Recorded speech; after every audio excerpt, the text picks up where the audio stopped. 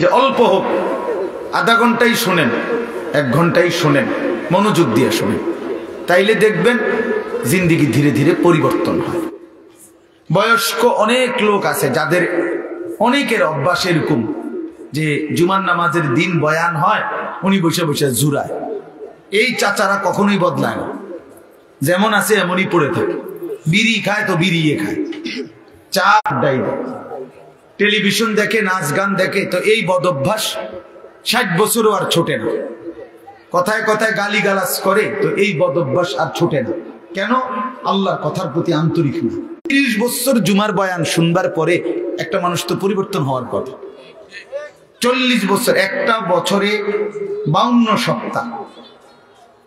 খেয়াল করে দেখেন যে 52 সপ্তাহ 1 বছরে মোট, প্রতি মাসে 4টা সপ্তাহ, তাহলে 4 12 48, আর 4টা মাস প্রতি বছর, আর অতিরিক্ত একটা জুমা আছে, 5টা জুমা, তাহলে 48 আর 4 কত?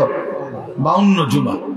তাহলে 52 জুমা আপনার মহল্লায় আল্লাহর কথা হয়, কোরআনের কথা হয়, আপনার কি কোনো পরিবর্তন হওয়ার কথা না? 30 বছরে এবারে 52 দিয়ে পূরণ দেন, কতগুলো বয়ান হবে? তো এরপরেও যদি একটা মানুষের স্বাভাবিক কিছু বদভ্যাস না ছুটে, তা আপনি কি শুনলেন, কি বুঝলেন, কি বুঝলেন? 30 বছরও আপনি এটা বুঝছেন না যে বিড়ি সিগারেট খাওয়া একজন মুসলমানের জন্য উচিত না। এটা আপনি তোলে আর বুঝবেন কখন? আপনি বুঝি 50 বছরও বুঝলেন না যে গালি গালাজ করা মুখ দিয়া এটা গুনাহ, এটা আপনি বুঝছেন না। এটা আপনি কি বুঝলেন চাচা? বলেন, ইনসাফ কি বলে? 50 বছরও আপনি বুঝলেন না যে চা দোকানে এই যে নাচ গান, নর্তকীর ছবি, নাটক, সিনেমা চলে টেলিভিশনে, এটা দেখা যে গুনাহ, হারাম, এটা আপনি বুঝলেন না। তো আপনি কি ওয়াজ শুনলেন? এই জন্য বললাম আর কি, আসলে মূল কারণ হলো গাফল। হয় বইয়া বইয়া পান খায়, জুরায়, জিমায়, এই সদবদ, অথবা আমলের আগেই ফেলে দেয়। বলে তো কথা তো শুননি, হুজুররা তো কয় ভালো লাগে, কয় কথা তো ঠিকই কয়, মানলে তো ভালো আসিল, পারিদ না, বা এটা কয়ে উড়াই দিল আর কি, মানে এটাকে ফেলে দিল আর কি। এটা কথা বলো মিয়া, আপনি পারবেন না, অথচ আল্লাহ আপনারে করতে বলছে, তো এটা তো জুলুম। আর আল্লাহ তো এমন জুলুম করতে পারে না, কোন বান্দা পারবে না, অথচ তাকে আল্লাহ তাআলা সেই হুকুম পালন করতে বলছেন। এটা কি জুলুম না? কথা বলেন না কেন? এটা জুলুম কি না বলেন? আমি বাঁকাই হইতারি না, আমনে আমার এখন রুকু দিতাম, তো এটা জুলুম না? আমি নিচের দিকেই যাইতারি না, আমনে আমারে বলেন সেজদা দিতে, তা আমার উপরে এটা জুলুম হবে না? তো আল্লাহ তাআলা আমাদেরকে রুকু দেওয়ার, সেজদা দেওয়ার তৌফিক, যোগ্যতা দিছে কিনা? তো জুলুম করলো কো? বলেন। আমারে বলছে রাস্তার নারী দেখলে চোখ নিচের দিকে নামাই নিতে, এখন আমার চোখ নিচের দিকে নামে না, ঘাড় বাঁকা হয় না, তখনই না আমায় বলতাম যে আমার উপরে জুলুম করছে, কারণ আমাদের ঘাড় নিচের দিকে নামানো যায় কিনা? তো তাইলে অসম্ভবের কি? আমার সুদ হারাম করছে, তো আমার জন্য কি ব্যবসা বা উপার্জনের বৈধ কোনো পন্থা রাখে নাই? কথা বলেন। তো তাহলে সমস্যা কোথায়? কোনখানে আটকাই গেলেন? আপনি পারেন না যে কইলেন, কিতা পারেন না? আপনি কি বিড়ি খানা ছাড়তেন না? আমি ডাক্তার বললে ডায়াবেটিস রোগী, 30 বছরের অভ্যাস, যেই বেটার চিনি ছাড়া চা খায় না, সেই বেটা চিনি ছাড়া চা খায় না, তো এটা ছাড়লেন কেমনে? 50 বছরের অভ্যাস মিষ্টি খাওয়া, এই লোকটা ছেড়ে দেয় না ডাক্তার বললে? আপনার ডাক্তার বললে মিয়া সামান্য দুনিয়ায় বাঁচার জন্য এত কিছু প্রিয় জিনিস ছেড়ে দিলেন, ডাক্তার বলার কারণে গরুর গোশত খাওয়া ছেড়ে দিলেন, অথচ আপনি জানেন ডাক্তারের আব্বাও যদি বাইকটা দেয় আমনেরে, তারপরও তো আপনি মরে যাবেন, মরবেন না? কথা বলেন না কেন? MBBS ডাক্তার যদি বাইকটা দেয় আপনার শরীরের ভিতরে, আপনি মরতেন না?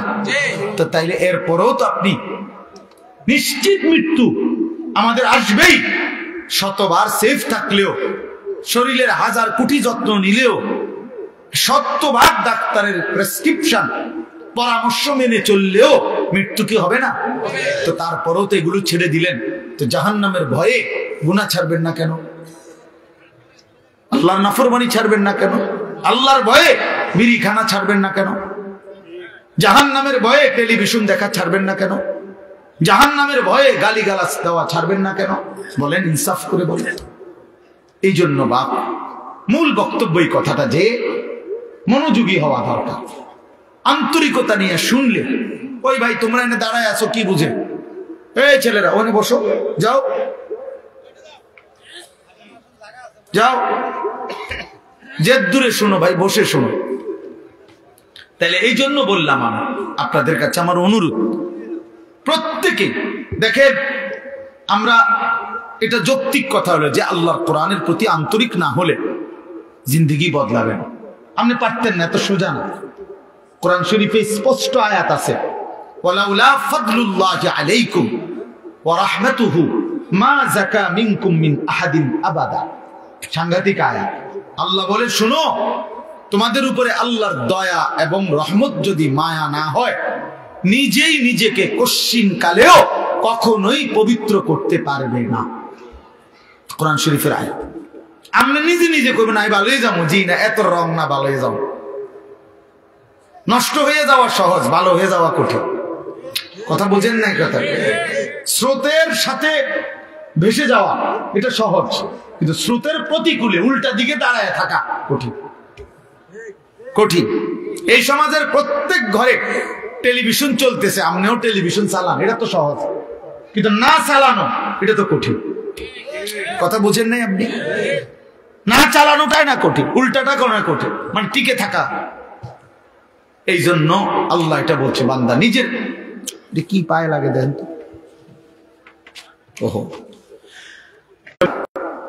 নিজের যোগ্যতায় পারবা না। মা যাকা মিনকুম মিন আহাদিন আবাদা। আল্লাহ বলে, বান্দা নিজেকে নিজে পবিত্র করতে কখনোই পারবা না যদি আল্লাহর দয়া না হয়, আল্লাহর মেহেরবানি যদি না হয়। ওয়ালাকিন্নাল্লাহা ইউযাক্কি মান ইয়াশা। আল্লাহ বলেন, বরং আল্লাহই যাকে ইচ্ছে করেন তাকে পবিত্র করে থাকেন। আল্লাহ করেন এটা, আল্লাহ করেন, আল্লাহ করে, আল্লাহ করে। গুনাহ থেকে বেঁচে থাকার জন্য আল্লাহর তৌফিক লাগে, আল্লাহকে সেজদা করার জন্য আল্লাহ তাআলার তৌফিক লাগে।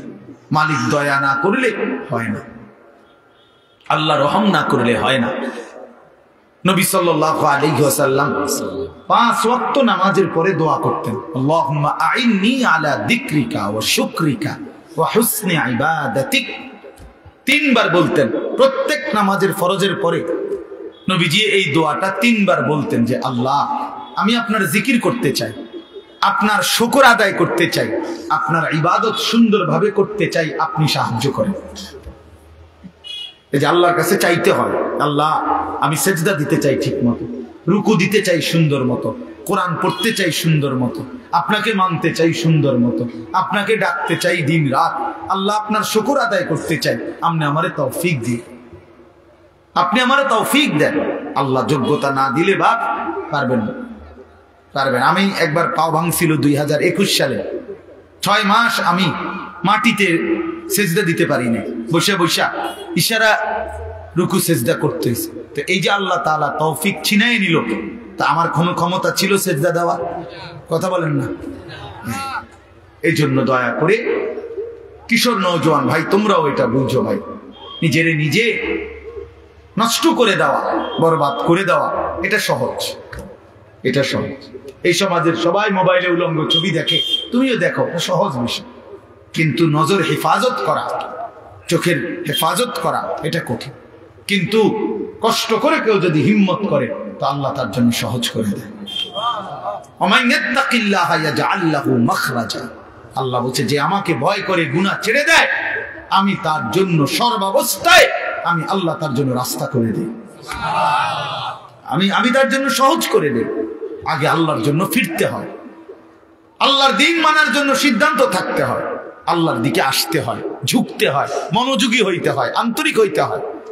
আপনি যদি বলেন যে কোরআন আমার জন্য, ইসলাম আমার জন্য, আমি আমার রাসূলকে নারাজ করব না, আমি আমার আল্লাহকে নারাজ করব না, আমি দ্বীন মানবই মানব, খোদার কসম, এমন একটা মজবুত সিদ্ধান্ত নিয়ে বান্দা এক বিগত যদি আগায়, তো আল্লাহ তাআলা রহমত নিয়ে বান্দার দিকে এক হাত আগায় আসে।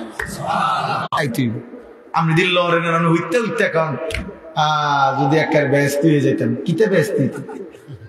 হ্যাঁ, বিড়ি খাইতে খাইতে কয় আরে ভালো মানুষ তো সমাজে উঠতে নাই, হ্যাঁ ওটা ভালো মানুষ। আপনি বিড়ি খাই না বেটাইতে ভালো মানুষ, আপনার গায়েতে গন্ধ, দুর্গন্ধ মিয়া, বিড়ির গন্ধের চাইতে নিকৃষ্ট কোনো গন্ধ হইতে পারেনি মিয়া। তাইলে কোন বিড়ি করতো পবিত্র মানুষ হইতে পারে না, কাউ না মিয়া, এটা একেবারেই অপবিত্র মানুষ, ফালতু মানুষ মিয়া, এটা বদ অভ্যাস। কোরআনুল কারীমে আল্লাহ বলছেন জাহান্নামীদের খাবার, জাহান্নামে যেটা দেওয়া হবে, লা ইউসমিনু ওয়ালা ইউগনি মিন জু', জাহান্নামী খাবারের মধ্যে কোনো পুষ্টি নাই, এটা তার শরীরের মধ্যে কোনো স্বাস্থ্য বাড়াবে না, আবার ক্ষুধাও মিটাবে না। কোরআনের আয়াত। ঠিক বিড়ি সিগারেট এরকম যে এটার দ্বারা কোনো স্বাস্থ্য বাড়ে না, ক্ষুধাও নিবারণ হয় না, এই জন্য বিড়ি সিগারেট জাহান্নামীদের খাবার, জাহান্নামীদের খাবার, জাহান্নামীদের খাবার, জাহান্নামী খাবার।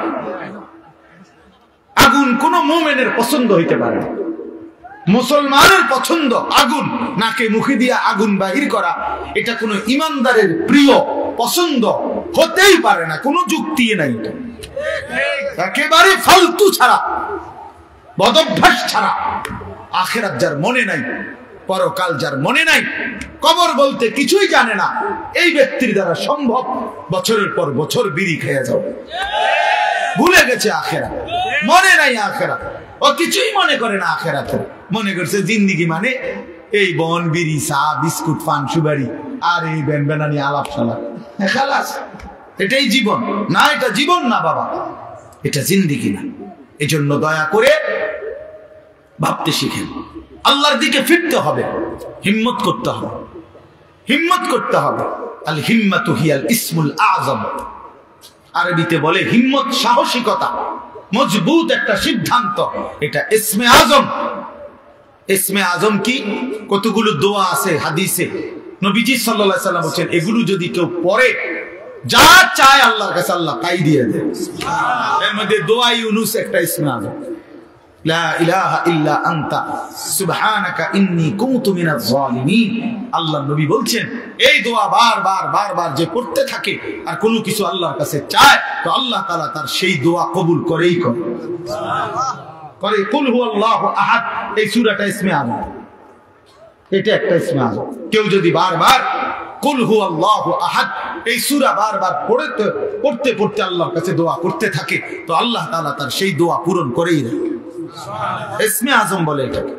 ঠিক আরবিতে বলে বুজুর্গরা যে হিম্মত, সাহসিকতা, আমি মানবই আল্লাহকে, গোটা মহল্লাবাসী বিড়ি খাক আমি খাবো না, গোটা মহল্লাবাসী মিথ্যা বলুক আমি বলবো না, গোটা মহল্লাবাসী হারামের উপরে পড়ে থাকুক আমি যাব না। আমার দাদা, আমার বাবা, আমার আমল, কই আমরা যে তিন পুরুষ আমাদের সংসারে, আমার দাদার সংসার আমি দেখছি, আমার বাপের সংসার আমি দেখলাম, আমার সংসারে আমি এখন আছি, আমরা যে এই তিন পুরুষে কেউ টেলিভিশন চালাইলাম না, তো আমরা সংসার চলছে না? আমরা বাচ্চা কাচ্চা সব অচল হয়ে গেছে, হ্যাঁ, আমাদের গুণেকারে গিয়ে বেশি বুদ্ধিমান হয়ে গেছে, আর আমরা গুলো চিরা খায়। হ্যাঁ বলেন, আমাদের বাচ্চা যে বছরের পর বছর টেলিভিশন দেখে না, তা আমরা রুলা অচল হয়ে গেছে নাকি? তাহলে কি দাঁড়াইল? কেউ হিম্মত নিলে সম্ভব যে না, আমার সন্তান টেলিভিশন দেখবে না, আমার সন্তান আল্লাহর নাফরমানি করবে না, খালাস গোটা পৃথিবী উল্টে যাক, আমি আল্লাহর উপরে, দ্বীনের উপরে থাকবো। এই যে হিম্মত, হিম্মত ছাড়া হবে না বাবা। আরো আওয়াজ হইতে পারে, এই আমনের একজনের পর একজন বক্তা উঠবে নামবে, আমনের কেউ কাইন্দা ডুইল্লা বহুভাবে কইল, আমনের ভিতরে ভিতরে কলজার ভিতরে লোক যত কথা এক হুজুর পাত্তর গলতে, আরে আমি গলতাম না, তো আমনের কে বদলাবে? কথা বোঝেন নাই আমার? আমনের বদলাবে কে? আমনের সিদ্ধান্ত যে হুজুর, আহারে হুজুর, আমনের মতো দেড় বুইরা হুজুর বেড়া আব্দুল কাদের জিলানীর আব্বা কইলো আমি বিড়িখানা ছাড়তাম না, তো আমনের ছুটাইবে কে? ভাইজিদ বুস্তামি আইয়া কইলো আমি চা দোকানে টেলিভিশন দেখা বন্ধ করব না, তত আমনের বদলাবে কে? আপনি তো সিদ্ধান্ত নিছেন গুনার উপরে মজবুত, আল্লাহ তো বলছে ইমানের উপরে মজবুত হইতে, নবী তো বলছে আমলের উপরে মজবুত হইতে। আর আমরা নাফরমানির উপরে মজবুত, নাফরমানির উপরে। 30 বছর সুদ খায়, কি চাচা ছাড়তেন না? না ছাড়তাম না। আপনি ভাল লাগে নি জানো না? আমার ভাল লাগে না। আহা মুসলমান, গুনাহের উপরে অটল, গুনাহের উপরে অটল। তোমরা ছেলেরা যারা বাবা 365 দিনে কোনোদিন নামাজ পড়ো না, তো তুমি সিদ্ধান্ত নিয়ে নিছো তুমি আল্লাহর নাফরমানির উপরে অটল। মনে রাখো বাপ, একদিন ফেরেশতা একটা লাথি দিয়া জাহান্নামে ফেলে দিবে। একটা লাথি দিবে, একটা লাথির লগে জাহান্নামে ফেলবে। মনে রাখো বাপ, তামাশা দুনিয়া না বাবা। কি ভাবছো তো? পড়ালেখা তো আমরাও করছি, জেনারেল লাইনেও পড়ছি, মাদ্রাসার লাইনেও পড়ছি। যথেষ্ট পরিমাণ পড়ালেখা করেই এটা বুঝছি যে কবর আসলেই সত্য, জাহান্নাম সত্য, জান্নাত সত্য। সত্য পৃথিবীর সৃষ্টি থেকে নিয়ে আজ পর্যন্ত এত নবী, এত রাসূল, এত আউলিয়া, এত বুজুর্গ, এত আলেম, এত কিতাব, এত কিছু মিথ্যা হতে পারে না। এত কিছু মিথ্যা হতে পারে, মিথ্যা এতদিন চলে না, মিথ্যা কথা এতদিন টিকে না। অতএব 1450 বছর থেকে আমাদের নবীর আমল থেকে প্রতিনিয়ত আল্লাহর কথা, কোরআনের কথা, আখিরাতের কথা, কবর হাসরের কথা বলা হচ্ছে, এগুলো মিথ্যা। তাহলে তাহলে কেন ভুলে গেলাম আমরা? এই জন্য আমরা যদি সিদ্ধান্ত নেই যে আমরা আমাদের জীবন গঠন করব, আমি আল্লাহর দ্বীনের উপরে চলবো, তাহলে সম্ভব। সম্ভব কিনা বলেন? এই জন্য আন্তরিক হইতে হয়, এই কথাটা বুঝায় না। মনোযোগী হইতে হয়। আন্তরিকতা না দেখাইলে, মনোযোগ না দিলে, আপনি বিষয়টা দিলে উপলব্ধি করতে হবে যে আসলে আমার আল্লাহকে মানা দরকার, আমার রাসূল সাল্লাল্লাহু আলাইহি সাল্লামকে আমার মানা দরকার। আমার কবর আছে, আমার কবর হবেই হবে। আমার লগে সবাই না মরুক, আমি মরে যাব। আমার লগে সবাই একই সাথে মরে যেতে হবে, এটা কোনো জরুরি না। জরুরি কথা বলেন না কেন? এটা জরুরি বিষয়। আমরা সবাই একই দিনে মরতে হইব, তাহলে আমি তো মরে যাব, আমি তো মরেই যাব। হাসলেও মরে যাব, কাঁদলেও মরে যাব, সুখে থাকলেও মৃত্যু, দুঃখে থাকলেও মৃত্যু, অট্টালিকায় থাকলেও মৃত্যু, কুড়ে ঘরে থাকলেও কি মৃত্যু। মৃত্যু আমার হবেই হবে, আমাকে একা চলে যেতেই হবে, সবাইকে রেখে আমাকে একাই ফিরতে হবে আমার আপন ঘরে, আমার কবরে, আমার হাসরে।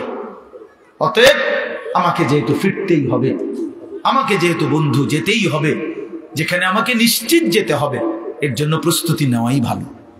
এটাই বুদ্ধিমানের উচিত।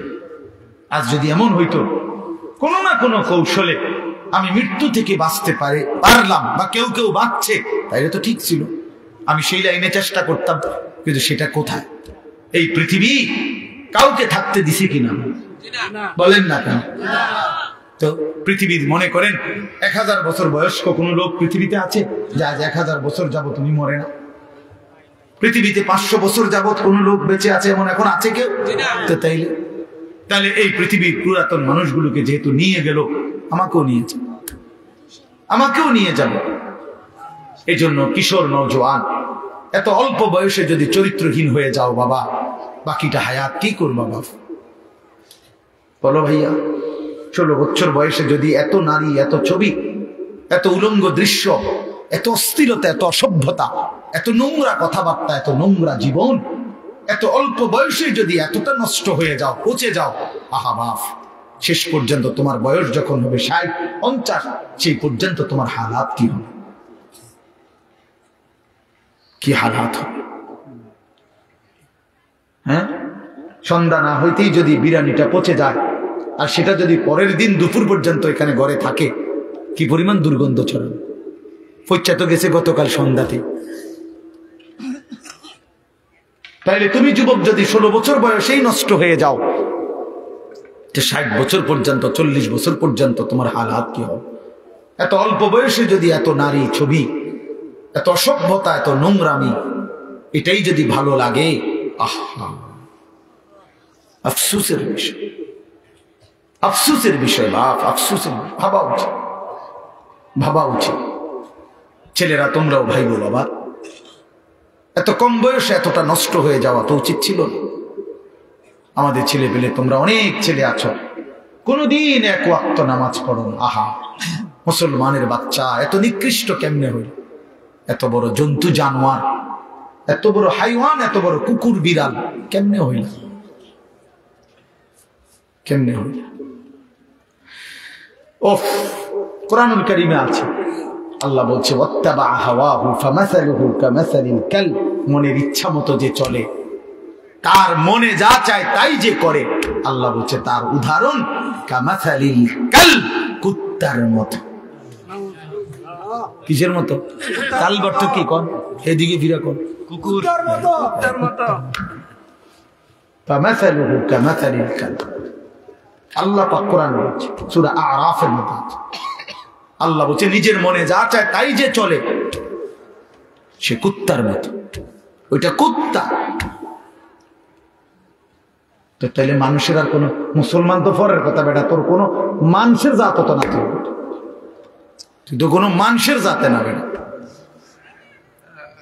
মানুষের তো কোনো কিসিমের মধ্যে পড়ে না।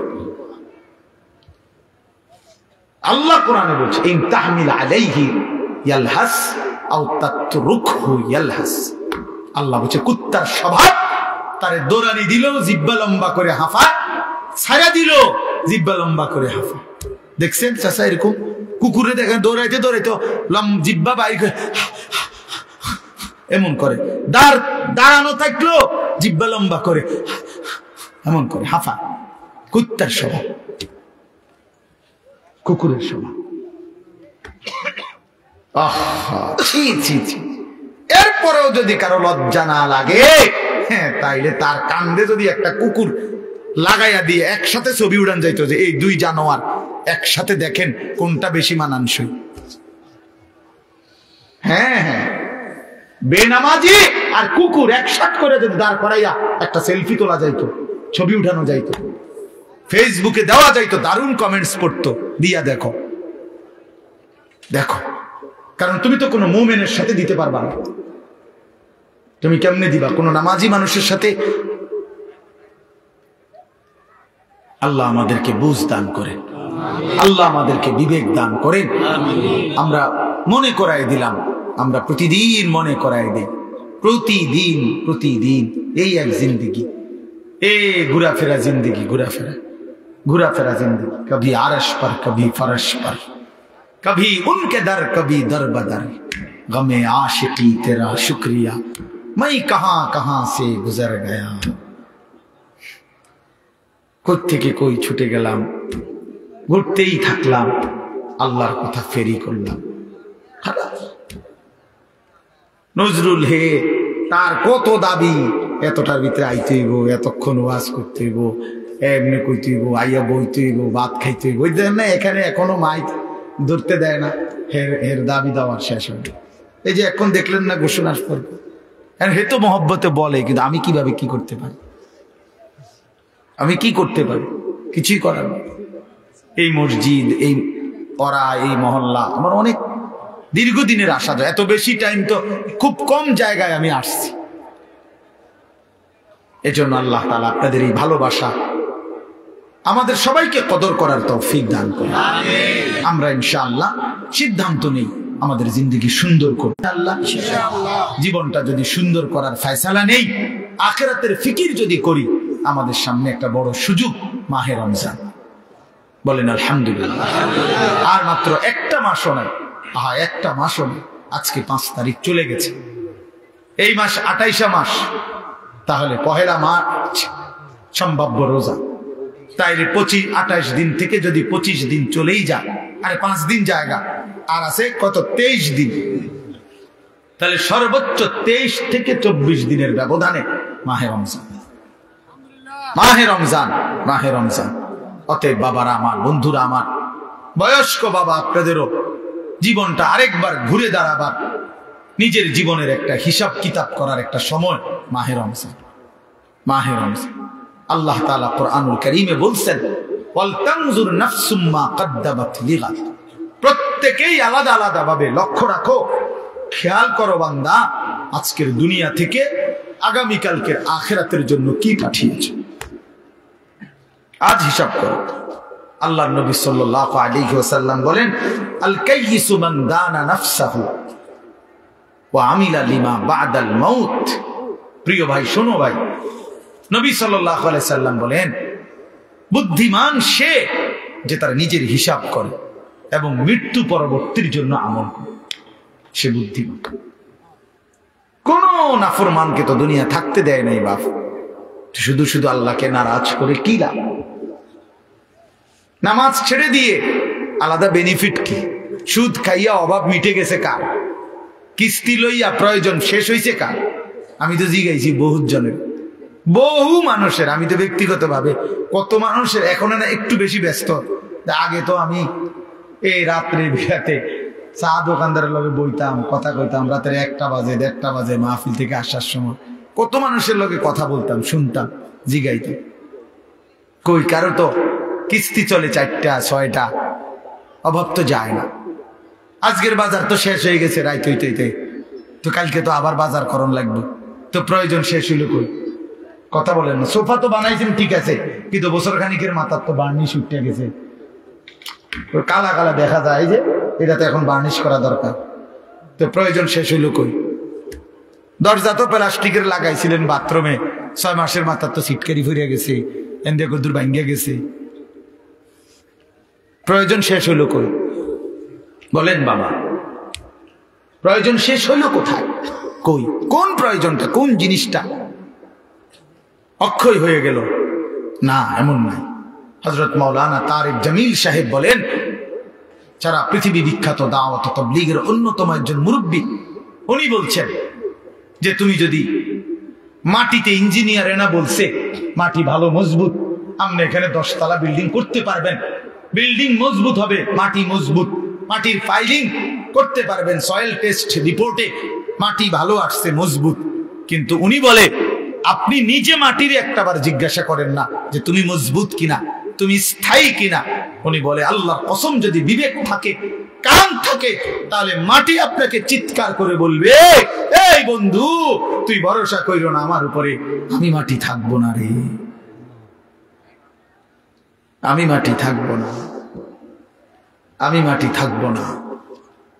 ইসরাফিল ফু দিলে ইদা রাজ্জাতিল আরদু রাজ্জা, আল্লাহ বলছে জমিনের মাটি রেজা রেজা, পাউডার পাউডার হয়ে ছিন্ন ভিন্ন হয়েছে।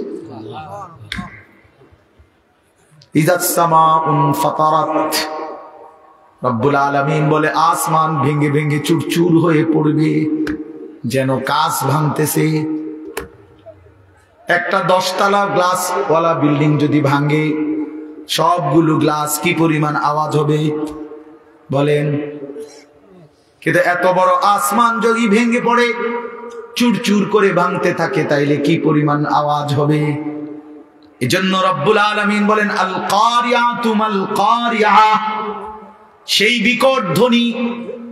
আল্লাহ বলেন বন্ধু আপনি জানেন কি বিকট সেই ধ্বনিটা কি?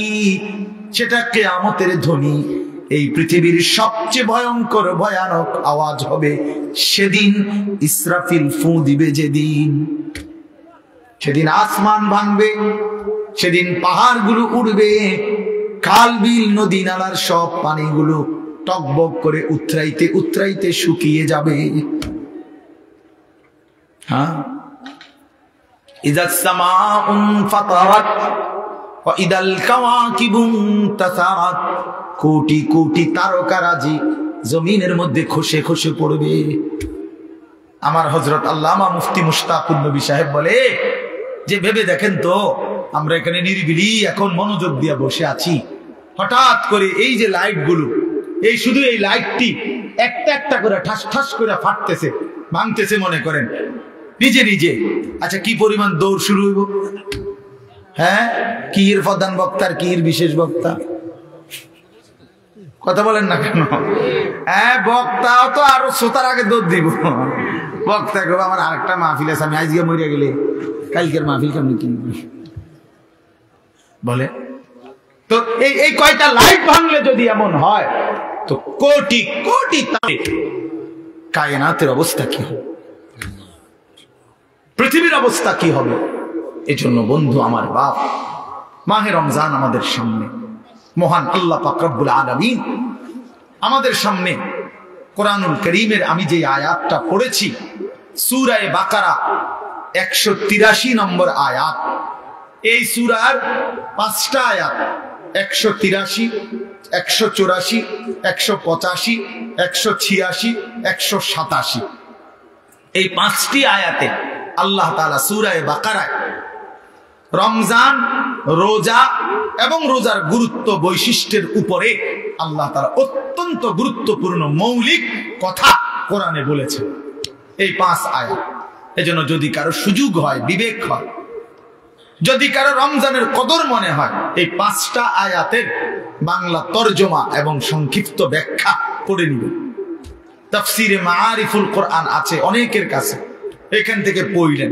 তাফসিরে তাওজিহুল কোরআন আছে, কিনতে পাওয়া যায় বাংলায়, পড়ে নিয়েন।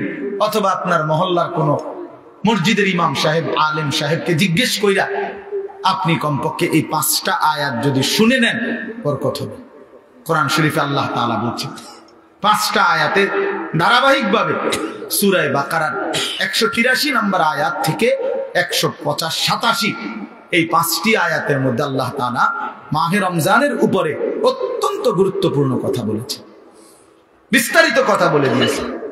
আর এই সবটা কথার মধ্যে একটা আশ্চর্য কথা কোরআন শরীফের এই সূরা বাকারার একটা আজীব জিনিস শুনেন।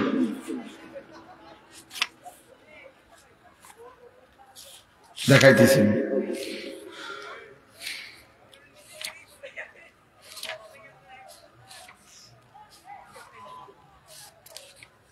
এই যে 183 নম্বর আয়াত আল্লাহ তাআলা বলছেন এই মাহে রমজান যে আমাদেরকে দিলেন রোজা কেন।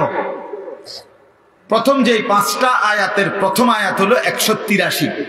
এখানে আল্লাহ বলছেন লাআল্লাকুম তাত্তাকুন, কেন রোজা দিলাম, কেন রমজান দিলাম, উদ্দেশ্য আমি আল্লাহর একটাই, যেন তোমরা সকলেই মুত্তাকি হতে পারো। কি হতে পারো? মুত্তাকি মানে কি? মুত্তাকি মানে 2 জিনিস, যে সমস্ত গুনাহ ত্যাগ করে আল্লাহ পাকের সব হুকুম পালন করে, তারই বলে মুত্তাকি, যে আল্লাহকে প্রতিনিয়ত ভয় করে। তো আল্লাহ তাআলা বলেন এই মুত্তাকি আমি এক রমজানের মধ্যেই 30 দিনেই তোমাকে বানিয়ে দেব। দেখেন 5 নম্বর আয়াত, মানে যেখানে গিয়ে কথাটা শেষ করছে 187 নম্বর আয়াতে 5টা আয়াত বললাম না, তো প্রথম আয়াতেও কথা বলছে লাআল্লাকুম তাত্তাকুন, আবার 5 নম্বর আয়াত 187 নম্বর আয়াতের লাস্টেও আল্লাহ তাআলা আবার বলছে কাযালিকা ইউবায়্যিনুল্লাহু আয়াতিহি লিন-নাস। আল্লাহ বলেন শোনো, আমি আল্লাহ আমার বান্দাদের জন্য মাহে রমজান সম্পর্কিত বিষয়গুলো স্পষ্টভাবে বলে দিলাম। কেন? লাআল্লাহুম ইয়াত্তাকুন, ওই একই কথা, যেন তারা মুত্তাকি হইতে পারে। সুবহানাল্লাহ, এক কথা আবার কইছে। একবার প্রথমও বলছে তোমাদেরকে রোজা দিয়ে, রমজান দিয়ে আমার উদ্দেশ্য তোমরা যেন মুত্তাকি হতে পারো। আবার বলছে যে 5টা আয়াতে রমজানের বিস্তারিত যাবতীয় কথা আমি আল্লাহ বলে দিলাম। যদি বলি এত বিস্তারিত বললেন কেন, তা আল্লাহ বলে ওই আগের উদ্দেশ্য লাআল্লাহুম ইয়াত্তাকুন, যেন আমার বান্দারা মুত্তাকি হইতে পারে। এখন আসেন, একজন মুমিনের জীবনে সবচেয়ে বড় ডিউটি হলো তাকওয়া। আমরা ঈমানদার, আমরা মুমিন, আমরা মুসলমান। এই মুসলমান তো আমাদের একটা পরিচয়, আর জান্নাত আমাদের জন্য। জান্নাত আল্লাহ বানাইছেন মুমিনের জন্য, জান্নাত আল্লাহ বানাইছেন মুসলমানের জন্য, জান্নাত আল্লাহ তাআলা বানাইছেন ঈমানদারের জন্য।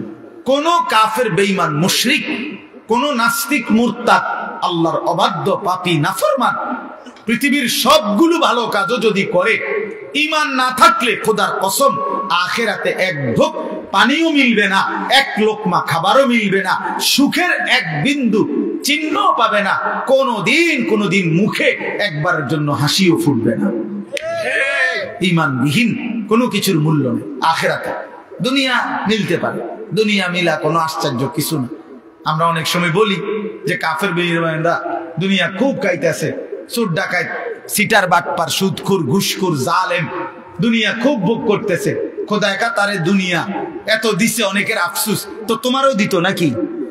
তুমি শোনো নাই যে আল্লাহ যে বলছে জালেমকে, নাফরমানকে, বেঈমানকে আমি দুনিয়া দিয়ে দিলাম, ওমা লাহু ফিল আখিরাতি মিন খালাক, কিন্তু আখিরাতে তার কোনো অংশ নাই। তো আপনার জন্য এটাই ফয়সালা হোক না? ওম্মা তো আপনি তো দোনো তালে আছেন। কথা বুঝেন নাই কথাটা? আপনি যদি ফয়সালা নেন আখিরাত থেকে নিবে, তো এখন ছেড়ে দিতে হবে। এখন কি করতে হবে? ছেড়ে দিতে হবে। নবী সাল্লাল্লাহু আলাইহি সাল্লামের একসাথে 9 জন বিবি ছিল। প্রথম 2 জন ইন্তেকাল করতেই এই মোট 11 জন বিবি। এর মধ্যে নবীজির ইন্তেকাল পর্যন্ত জীবিত ছিলেন 9 জন একসাথে। কয়জন? 9 জন। এই 9 জন বিবি একদিন জীবনে একবার নবী সাল্লাল্লাহু আলাইহি সাল্লামের কাছে একটা আবদার করছিল।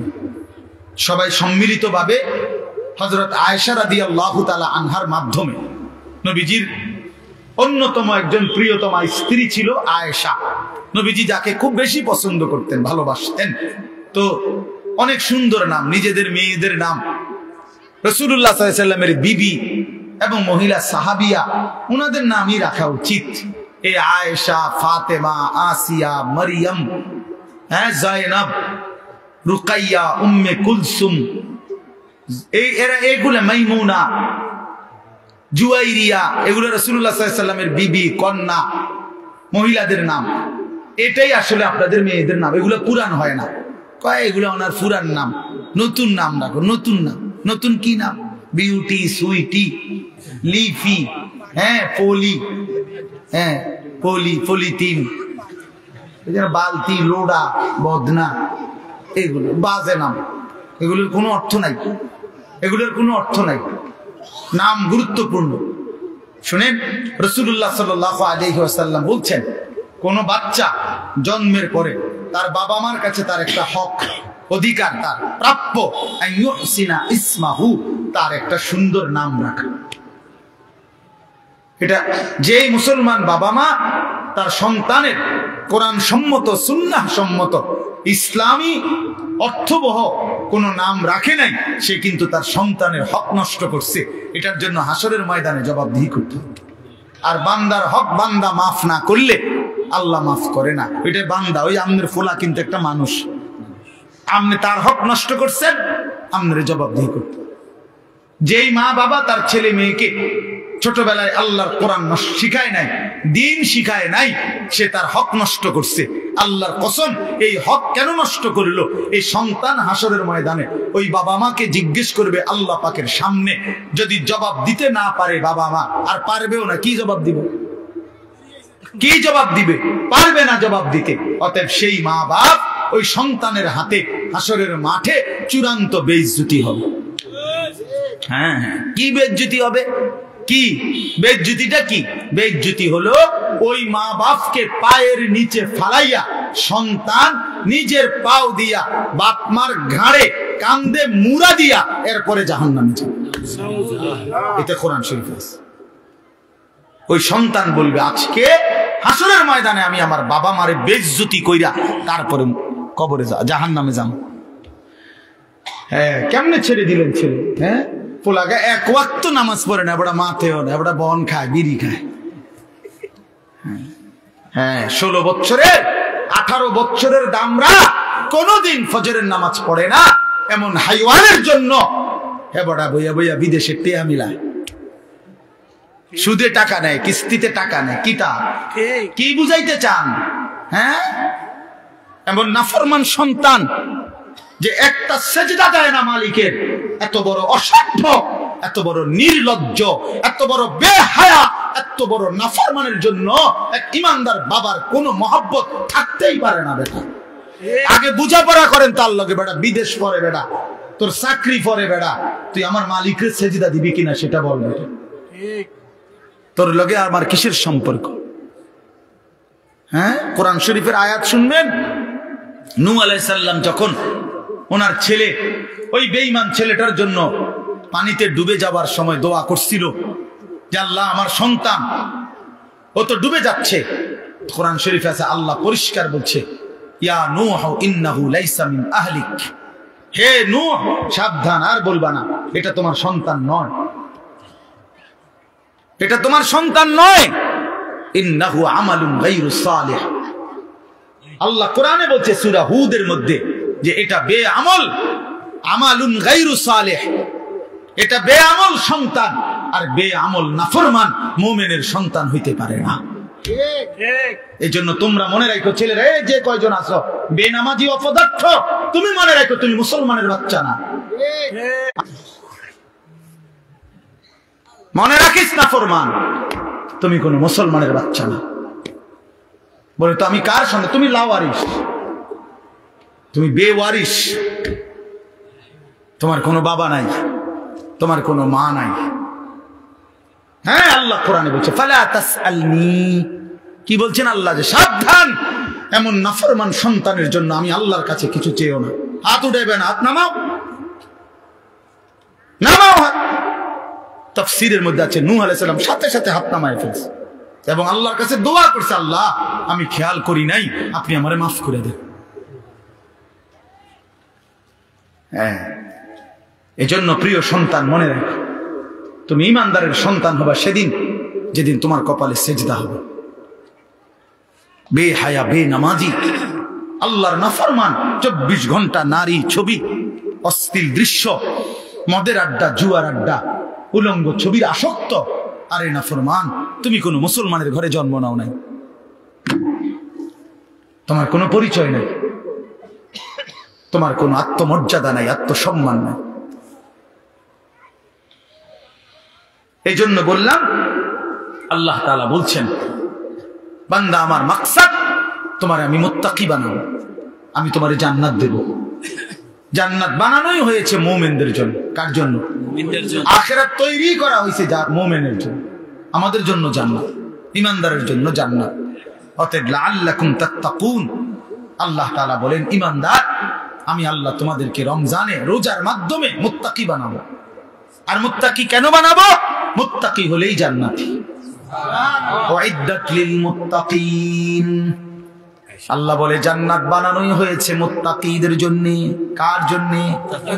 ইন্নাল মুত্তাকিনা ফি যিলালিন ওয়া উয়ুন, আল্লাহ বলে নিশ্চয়ই আমার মুত্তাকি বান্দারা জান্নাতের ছায়াতেই থাকবে, জান্নাতের ঝর্ণা ধারাতেই থাকবে।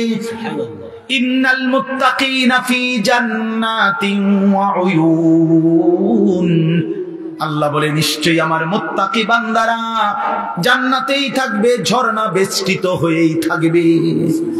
4টা ঝর্ণা, আমার মুত্তাকি বান্দা যখন জান্নাতে থাকবে, 4টা ঝর্ণা, 4টা নহর, 4টা নদী 24 ঘন্টা তার পাশে যে অবস্থায় থাকুক না কেন, দাঁড়িয়ে বসে শুয়ে কিংবা হাঁটতে হাঁটতে 24 ঘন্টা তার পাশ দিয়ে থাকবে 4টা নহর, 4টা ঝর্ণা, দুধের ঝর্ণা, মধুর ঝর্ণা, মদের ঝর্ণা, পানির ঝর্ণা। দুধের নহর, মধুর নহর, মদের নহর, পানির নহর, 4টা। 24 ঘন্টা আমি এখানে আমার পাশে, আপনারা সেখানে আপনাদের পাশে। এটা তাফসিরে আছে। মানে একটা তো হইলো ওইখানে মনে করেন ট্যাপ লাগাই রাখছে 4টা। এই যে এটা দুধের ট্যাপ, ওইটা লাগাইলে মধু, ওইটা মদ, ওইটা পানি, যারই লাগবো হেনতে নিলে পাইবেন, কোনো সময় বন্ধ হবে না। এটাও তো একটা সুখ, ভালো, কিন্তু এখানেও তো একটা কষ্ট আছে। কষ্টটা হইলো ওই পিছনের এবারা এখান পর্যন্ত আইতে আইতে তো কষ্ট হইবে, আইতে আইতে তো। জান্নাতে তো এর দূর কষ্ট হইবার কথা না। জান্নাতি যদি ফেরেশতারে জিঙ্গা, দোস্ত আমার এই আড়াটা আড়ালেন কেন? কথা বলেন না হল ভাই, যে না এটা আমার আড়ালেন কেন, কি ব্যাপার? আমি না জান্নাতে আইছি, আপনি না বলছেন আমার কোনো কষ্ট দিবেন না, এটা দিলেন কেন কষ্ট? আল্লাহ বলছে না বান্দা, যেন আমি আগেই সিস্টেম করে রাখছি। 24 ঘন্টা তুমি বান্দা যখন যেভাবে, তুমি খাটে থাকো, তুমি বিছনায় থাকো, তুমি সোফাতে থাকো, তুমি হাঁটতে থাকো, তুমি নিচে থাকো কিংবা উপরে থাকো, তুমি থাকবা যেখানে, তোমার পাশে এই 4টা নহর বইতে থাকবে সেখানে। তুমি এনে আইন লাগতো না, হেইতে হেনে যাও লাগতো। সুবহানাল্লাহ। এইটার কয় আর কি, জান্নাতিন তাজরি মিন তাহতিহাল আনহার, 4টা ঝর্ণা। বিবিদের কথা বলতেছিলেন। সুবহানাল্লাহ, সুবহানাল্লাহ। 4টি ঝর্ণা বইতে থাকবে, 4টি ঝর্ণা বইতে থাকবে, 4টি ঝর্ণা বইতে থাকবে। হ্যাঁ, আল্লাহু আকবার। এজন্য ইন্নাল আবরারা লাফি নাঈম, আল্লাহ বলছে আমার নেককার মুত্তাকি বান্দারা জান্নাতের নিয়ামতে ভরপুর থাকবে। আমি সেদিন কিতাবে পড়লাম, হাসান বসরি রাহমাতুল্লাহি আলাইহি বিশ্ববিখ্যাত বুজুর্গ ছিল। এই ছেলেরা শোনো বাবা, আমি নিজে কিতাবে পড়ছি, উনি বলছেন উনি যখনই কোনো যুবক দেখতেন তো ওই কিতাবে লিখছে উনি যুবকদেরকে দেখলেই ডাক দিয়ে বলতেন, আমা তাশতাকুনা ইলাল হুরিল আইন, এই নওজোয়ান, জান্নাতের অসংখ্য অগণিত ডাগর ডাগর চোখ বিশিষ্ট সুন্দর সুদর্শনা সুনয়না জান্নাতি হুরের জন্য তোমার দিল চায় না? আমা তাশতাকুন, শৌক, তোমার আগ্রহ হয় না? এই নর্তকী দেখো কেন, এই উলঙ্গ ছবি দেখো কেন? এই বাপ, সিনেমার ওই নর্তকী তোমারে কি দিবে? মোবাইলের ওই নর্তকী তোমারে কি দিবে? কি সুখ দিল? কি সুখ দিল বাপ? চরিত্র নষ্ট করা ছাড়া, যৌবন নষ্ট করা ছাড়া, নিজের হাতকে গুনার কাজে ব্যবহার করা ছাড়া, নিজের লজ্জাস্থানটাকে নষ্ট করা ছাড়া, নিজের কোমরের ক্ষমতাটা নষ্ট করা ছাড়া, নিজের যৌবনের শক্তিটা নষ্ট করা ছাড়া ওই নারী ছবি, ওই উলঙ্গ দৃশ্য, ওই বেহায়া বেপর্দা অসভ্য নর্তকী আর কি দিছে বাপ? আমরা তো জানি। অনেকে বেটকায়, হে বোঝে যে আমারে কয়, অসভ্য যে অসভ্য বোঝে আমারে কয়, এই জন্য হে বোঝে যে আরে আমারই নয় কয়। আহারে বেশরম রে, হায়াও নাই, লজ্জাও লজ্জাও নাই, বিবেকও না। ইজা লাম তাস্তাহি ফাসনা মা শিতা। এজন্য আল্লাহর নবী সাল্লাল্লাহু আলাইহি ওয়াসাল্লাম বলেন, যখন লজ্জা নাই কিছুই নেই, যা মন চায় তাই করো, কারণ তুমি তো শরমে নাই।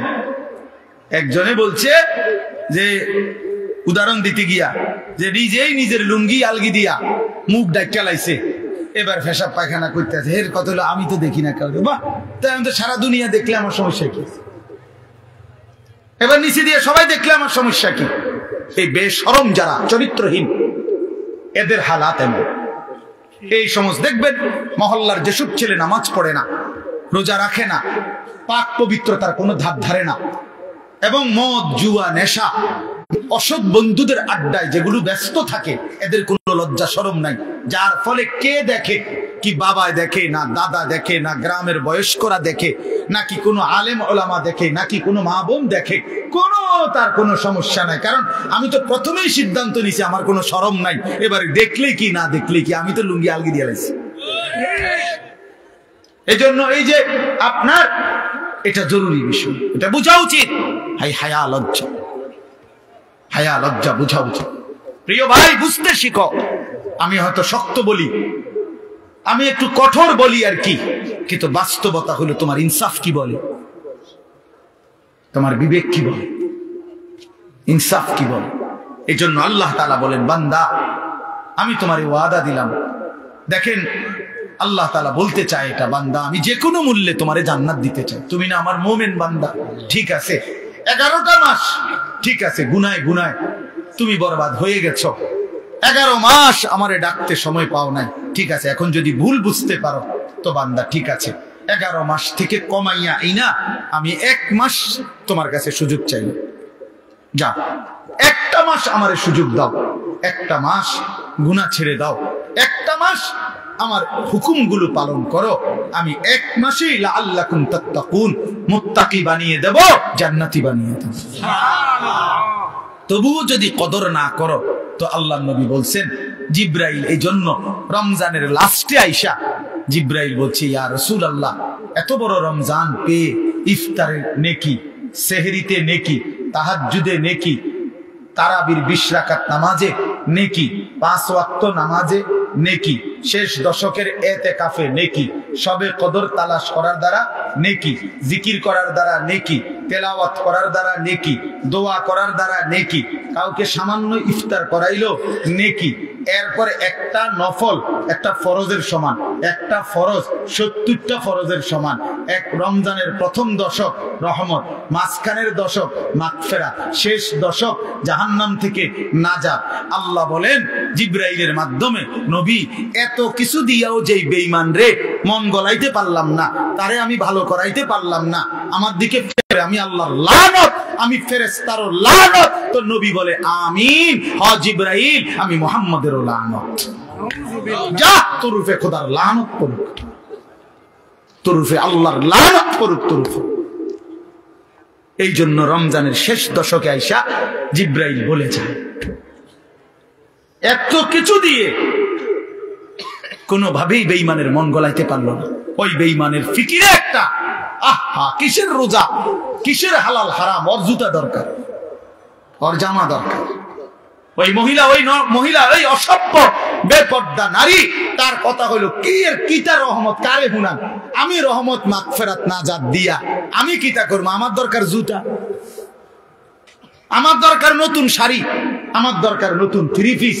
এই জন্য 10 দিন 20 দিন পুরাটা রমজান বাজারে বাজারে মার্কেটে মার্কেটে ঘুরে, দোকানে দোকানে ঘাম বাইয়া বাইয়া পরে, ইফতারির টাইম হয়ে গেছে, এখনো কেনাকাটা শেষ হয় না। সবে বড় কদর কই গেল, এতেকাফ কই গেল, আল্লাহর জিকির তেলাওয়াত কই গেল, 70 গুণ নেকির রমজান কোথায় গেল? সবকিছু এক জোড়া জুতার জন্য, একটা জামার জন্য, একটা কাপড় চোপড়ের জন্য শেষ করে দিল। হায় হায় মুসলমান, কত অল্প মূল্যে নিজেকে বিক্রি করে দিল। আখিরাতটা কত, আল্লাহর এতগুলো নিয়ামত, আল্লাহর এতগুলো অফার প্রত্যাখ্যান করে, লাগবে না এগুলো, আমার লাগবে না, আমি তান্দাই, আমার দরকার নেই, আমার দরকার জুতা। আমার যাতে ফেরেশতা নতুন জুতা কিনে রাখছি, যাতে আমার জুতা দিয়ে ফিরতে পারে ফেরেশতা। হ্যাঁ হ্যাঁ, ফেরেশতাও এই জন্য বলে রাখে যে শুনো বোন, তোমার জুতা দিয়েই ফিটবো, মনে রেখো। বেপরদিগি আল্লাহর দেওয়া রমজান, এত বড় দামি সময়ে তুমি বাজারে বাজারে ঘুরো, একটা সেকেন্ড। আমার শায়েখ আল্লামা মুফতি মুশতাকুন নবী সাহেব হুজুর বলে, হায় মুসলমান, রমজানের এক একটা সেকেন্ড ছিল হীরার মতো, মণি মুক্তার মতো, হীরা ফেলে মাটি নিলাম, মাটি নিলাম। এক জোড়া জুতা তো আগেও কিনতে আসতাম, কখন কিনা যায় না? কথা বলেন না কেন? এখন বাজারে তো কোনো জুতা নাই, এখন বাজারে তো কোনো 3 পিস নাই, এখন বাজারে তো কোনো গহনা নাই, কিছু নাই বাজারে এখন। তো তাইলে এখন কিনা যায় না? এখন কিনা যায় না? এই জন্য এখন ফিকির করে, যদি দরকারি হয় কিনার, অসুবিধা নাই, কিনেন। হালাল কাপড় কিনা তো নাজায়েজ না, তো এখন কিনেন। এখন আমি গতকালকে আমার পুরা ফ্যামিলির যার যা কাপড় পাঞ্জাবি, আমার আত্মীয় স্বজন ভাই বেরাদরদের মধ্যে এবং আত্মীয় স্বজনের মধ্যে যাদের যা কাপড় দরকার, বিবি লিস্ট করে দিছে, একসাথে গতকালকে ঢাকা থেকে 27,000 টাকার কাপড় সব কিনে নিছে। খালাস করলো, খালাস সব, একের বাচ্চা কাচ্চা গুড়াগাড়া জিরু সাইজ সব কিনার কইছি, এগুলো আবার সিলাই লাও যাও। ঈদের কেনাকাটা শেষ। বুঝাইতে চাইলাম, ইচ্ছা করলে সম্ভব কিনা বলেন? ইচ্ছে করলে সম্ভব কিনা? না, আমাদের বয়স্করা বাবারা, স্বামীরা বেডিতে বাজারে পুরা ডাইরেক্ট বন্দুক দিয়ে দেয়, যা তোরে ছেড়ে দিলাম। প্রত্যেক দিন বাজারে যাই, আজকে জুতা, কালকা শার্ট, পরশু জামা, একটা একটা করে কাপড় কিনতে, একটা একটা জুতা কিনতে মহিলা বাজারে বাজারে ঘুরে। রাহা রমজান তাইলে কার জন্য? রহমত মাগফিরাত কার জন্য? নাজাত কার জন্য? বলেন কার জন্য? কার জন্য বলেন? আহা, আফসোসের বিষয়। আমরা যদি কদর না করি তো মুমিন, আমরা যদি কদর না করি কার জন্য বলেন? ইনসাফ করে বলেন, ইনসাফ করে বলেন। মাহে রমজান তাহলে কার জন্য? আমাদের জন্য না? কথা বলেন না কেন? আমাদের জন্য কিনা বলেন? অতএব দয়া করে বুঝতে শিখে। আল্লাহ তাআলা বলছেন, ইয়া আইয়ুহাল্লাযীনা আমানু কুতিবা আলাইকুমুস সিয়াম কামা কুতিবা আলাল্লাযীনা মিন ক্বাবলিকুম লাআল্লাকুম তাত্তাকুন। আল্লাহ তাআলা বলেন, হে ঈমানদারগণ, তোমাদের উপরে রোজা ফরজ করা হলো যেমনটা তোমাদের পূর্ববর্তীদের উপরে ফরজ করা হয়েছিল। কেন? লাআল্লাকুম তাত্তাকুন, আমি তোমাদেরকে মুত্তাকি বানাইতে চাই, মানে জান্নাতি বানাইতে চাই। তাহলে রমজানকে কদর করলে কি মিলবে? জান্নাত মিলবে। বলেন না কি মিলবে? আবার বলেন কি মিলবে? এই জন্য নওজোয়ান, কিশোর, তরুণ, বয়স্ক, বাবা সবাই মিলে সিদ্ধান্ত নেন, ইনশাআল্লাহ এবারের রমজান হোক পরিবর্তনের রমজান। বলেন ইনশাআল্লাহ, বলেন ইনশাআল্লাহ। আপনাদের কাছে অনুরোধ আমার বাবা, আমিও, আপনারাও সবাই মিলে যার যেই গুনার অভ্যাস সিদ্ধান্ত নেন, এখন থেকে প্রস্তুতি নেন, এখন থেকে আল্লাহর ইবাদতে লেগে যাবেন। 5 ওয়াক্ত নামাজ পড়বেন, 20 রাকাত পূর্ণ তারাবি পড়বেন। তারাবি পড়বেন কয় রাকাত? আবার বলেন, আবার বলেন, আবার বলেন, জোরসে বলেন, আরো জোরে। জোর হলো না, জোরে জোরে। 8 রাকাত কোনো তারাবি নেই, 8 রাকাত কোনো তারাবি হয় না। বলবেন সোজা কথা, তারাবি কয় রাকাত? হ্যাঁ, অতএব মেহেরবানি করে 20 রাকাত পূর্ণ তারাবি পড়বেন। বলেন ইনশাআল্লাহ। নওজোয়ান ভাই, তোমাদের কাছে হাত জোর করে অনুরোধ, বন্ধু আমার, প্রিয় ভাই আমার, তোমরা মেহেরবানি করে, প্রিয় ভাই, গুনাহের এই রাস্তা ছেড়ে দাও বাপ। সুখ আসবে না, সুখ আসবে না বাপ, সুখ আসবে না। আল্লাহ আমাদেরকে তৌফিক দান করেন।